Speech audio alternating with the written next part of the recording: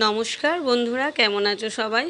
তো আমরা তো মোটামুটি ভালোই আছি। তো আজকের আমার বর এই যে জাল ফেলে এই যে মাছ দুটো ধরেছে, আরও অনেকগুলো ধরেছে। তো আমরা তো অনেক লোক, তো আমরা একটু ভাগ করে নিয়েছি। তো আমাদের দুটো ভাগে পড়েছে। তো এবার এই যে মাছটাকে, এই মাছটাকে তোমরা কি কি বলো জানি না, আমরা তো এই মাছটাকে সাইপুর মাছ বলি। আর এই যে পাশে একটা ছোটো মতো রুই মাছ আছে। তো আমি আজকের এই সাইপুর মাছ আর এই রুই মাছ একসাথে আমি আজকের মুহি কচু দিয়ে আমি আজকের একটা ঝোল করব। তো বন্ধুরা, তোমরা দেখতে থাকো আমি কিভাবে রান্নাটা করি। তো মাছটাকে তো আমি কেটে ধুয়ে পরিষ্কার করে নিয়েছি। তারপর আমি এই যে কড়াইতে সর্ষের তেল দিয়ে মাছের প্রিপারেশানগুলো আমি কিন্তু সর্ষের তেল দিয়ে করতেই পছন্দ করি। তো এই যে আমি সর্ষের তেল দিয়ে এই যে মাছগুলোকে আমি খুব সুন্দর করে বেশ ব্রাউন কালার করে আমি ভেজে নেব মাছগুলোকে। তো বন্ধুরা, এই মাছটা আদা রসুন দিয়ে আলু দিয়ে এটা কষা করে করলেও ভালো লাগে, কিন্তু আমি আজকের এইভাবে করব না। আমি করব কি, মুহি কচু আলু দিয়ে আমি একটু সামান্য করে ঝোল রাখবো, পাতলা করে ঝোল মতো করব। কারণ এটা দেশীয় মাছ আর পুকুরের মাছ, তো খেতে খুবই সুন্দর লাগে। তো এতে হলুদ গুঁড়ো, লঙ্কার গুঁড়ো আর এই যে আমি পাঁচ ফোড়ন দিয়ে আমি ফোড়ন দেবো। আর এই যে আদা জিরে এগুলো আমি বেটে নিয়েছি, ধনে মৌরি আর একটু রাঁধুনি একসাথে বেটে নিয়েছি। আর এই যে মাছগুলোকে আমি খুব সুন্দর ব্রাউন করে ভেজে নিচ্ছি। মাছগুলোকে কিন্তু আমি যে কম ভেজেছি তা না, মোটামুটি বেশ ভালো করেই আমি ভেজে নিয়েছি মাছগুলো।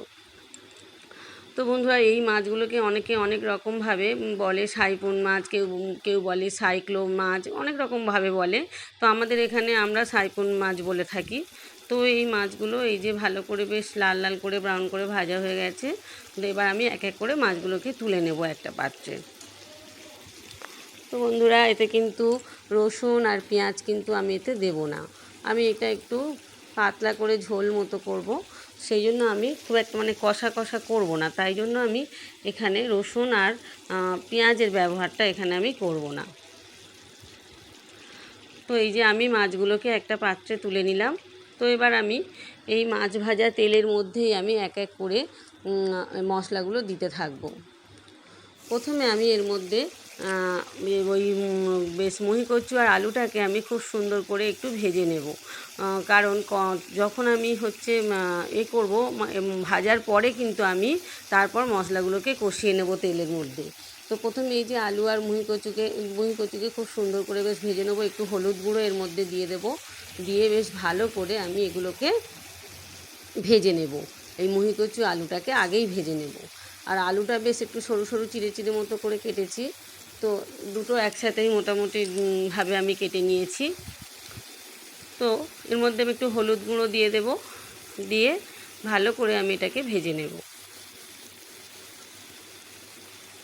তো বন্ধুরা, এই মাছটা অনেকেই ভালোবাসে, অনেকে আবার খেতে চায় না। মাছটাতে সামান্য একটু অন্যরকম একটু গন্ধ মতো লাগে। তো আমার দুই মেয়ে এই মাছটা একদমই খেতে পছন্দ করে না, কিন্তু আমি এইভাবে রান্না করে দিলে ওরা খেতে বেশ ভালোবাসে। ওরা বলে যে মা খুব সুন্দর খেতে হয়েছে মাছটা। ওরা তখন গন্ধটা বুঝতে পারে না, এত সুন্দর খেতে লাগে। বেশ আমি এইভাবে করে দিই, ওরা বেশ খায় মাঝে মাঝে। আর পাশেই আমি গরম জল বসিয়ে দিয়েছি, আমি এই রান্নাটাতে গরম জল দেব। তো এবার আমি এই কড়াইতে প্রথমে কালো জিরে ফোড়ন দিলাম। তো কালো জিরে ফোড়ন দেওয়ার পরে আমি একটু পাঁচ ফোড়ন দিলাম ওর মধ্যে, দিয়ে এবার আমি দুটো তেজপাতা ওর মধ্যে দেব। দুটো তেজপাতা ওর মধ্যে দিয়ে তারপর আমি যে মশলাটা বেটে রেখেছিলাম তার থেকে কিছুটা পরিমাণ মতো আমি এর মধ্যে দিয়ে দেব। যেমন আমি একটু আদা জিরে আর ধনে আর রাঁধুনি আর মৌরি আমি একসাথে পেস্ট করে রেখেছিলাম। তো তার থেকে আমি আমার পরিমাণ মতো নিয়ে আমি এই তেলের মধ্যে দিয়ে একটু সুন্দর করে আমি একটু ফ্রাই করে নেব মশলাটাকে। তো গ্যাসটা বন্ধুরা একটু লো ফ্লেমে দেবে, কারণ মশলাটা পুড়ে যাওয়ার ভয় থাকে। তো গ্যাসটাকে আমি একদম লো ফ্লেমে দিয়েছি, দিয়ে মশলাটাকে ভালো করে আমি কষিয়ে নিয়েছি। এবার আমি একটু শুকনো লঙ্কার গুঁড়ো এর মধ্যে অ্যাড করে দিলাম। শুকনো লঙ্কার গুঁড়োটা তোমরা তোমাদের পরিমাণ মতো দেবে। আমি বাটা মশলার সঙ্গে কয়েকটা কাঁচা লঙ্কা পেস্ট করেছিলাম, তো সেই জন্য আমি একটু দু থেকে তিন চামচ, ছোট্ট চামচ, তার একটু ছোট্ট চামচের 3 চামচ মতো লঙ্কার গুঁড়ো দিলাম। দিয়ে এই যে ভালো করে আমি আবারও ওই আলু আর মুহি কচুটাকে ওর মধ্যে দিয়ে ভালো করে আমি কষিয়ে দিলাম। কষিয়ে নিলাম। এই যে মুখি কচু আর এই আলুটা আগেই ভাজা ছিল, আর তারপরে এর মধ্যে দিয়ে আমি মশলার সাথে বেশ কিছুক্ষণ ধরে আমি কষিয়ে নিতে থাকবো। তো এই যে ভালো করে কষিয়ে নিয়ে পাশেই গরম জলটা যেহেতু করতে দিয়েছি, সেই গরম জলটা আমি এর মধ্যে অ্যাড করে দেব। দিয়ে গরম জলটা দিয়ে এবার একটু লবণ পরিমাণ মতো দিয়ে আর ঢাকা দিয়ে রেখেছিলাম। এই যে আমি 4-5 মিনিট পরে ঢাকাটা খুলে দিলাম। আমার সমস্ত মুখি কচু আলু সবই সিদ্ধ হয়ে গিয়েছে। তারপর আমি এই যে মাছগুলোকে অ্যাড করে দিলাম, ভাজা মাছগুলোকে অ্যাড করে দিলাম। দিয়ে এবার আমি আরও কিছুক্ষণ এটাকে ফুটিয়ে নেব। মাছটা আর এই যে মাছটা ওর সাথে ওই যে ঝোলের সাথে একটু ভালো করে ফুটিয়ে নেব। নিয়ে এবার আমি দেখলাম আলু আর মুখি কচু পুরোই সেদ্ধ হয়ে গিয়েছে। এবার আমার মোটামুটি ঝোলটা মোটামুটি হয়ে গিয়েছে।